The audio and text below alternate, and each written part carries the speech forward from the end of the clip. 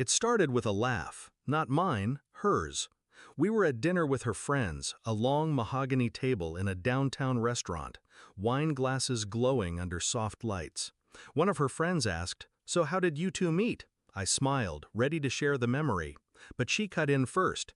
"He basically begged me to date him," she said. Her voice dripped with mockery. "Look at him, desperate, weak, lucky I was bored." Her friends laughed. I didn't. She leaned back in her chair, emboldened. "Honestly, I'm only still with him because I don't have time to train someone hotter." Her best friend winced. "Ouch, girl." But she didn't stop. "Let's be real, no one else even wants him." Their laughter hit me like glass shattering in my chest.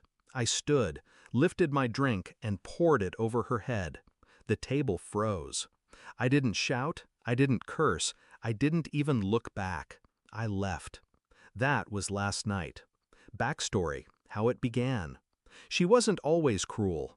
When I met her, she was radiant, fire in her eyes, ambition in her voice.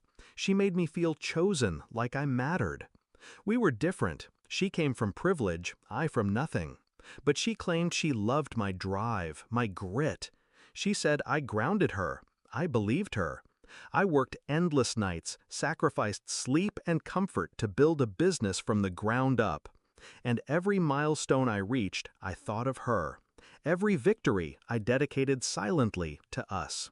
But somewhere along the way, love turned into convenience for her. And I became less a partner, more a prop. Discovery of betrayal. The signs were there.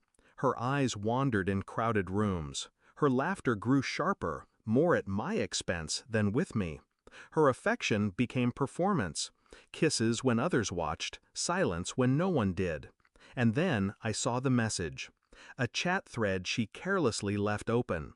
Her friend had texted, "Why are you still with him?" Her reply, "Because he worships me. Because no one else will. And because it's easier than starting over." I didn't confront her, not then. I closed the screen, locked the knowledge away. That was the moment I stopped being her fool and started being her reckoning. Shift in mindset, the plan. Revenge doesn't come from rage. Rage is sloppy, loud, predictable. Mine would be silent, precise, surgical. She prided herself on control. She thought she owned the narrative. Me, our marriage, the image we projected. She needed the world to believe she was untouchable. So I decided I would watch that image crumble. Not with screaming, not with fists, but with paperwork, signatures, and timing.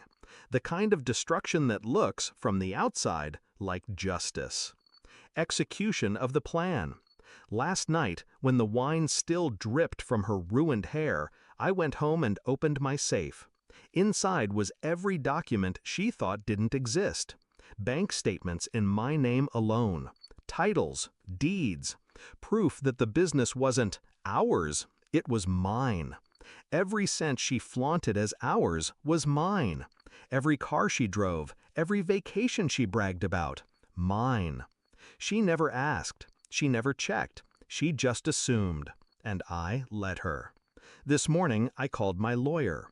We've been ready for months. The divorce papers were already drafted. All that was left was the trigger.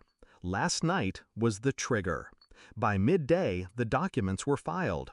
Her phone lit up with notifications she couldn't ignore. Asset separation, court summons, requests for disclosure. And then, the part she never saw coming, my lawyer dropped the clause she signed years ago when I convinced her to waive rights to my premarital assets. She didn't even remember.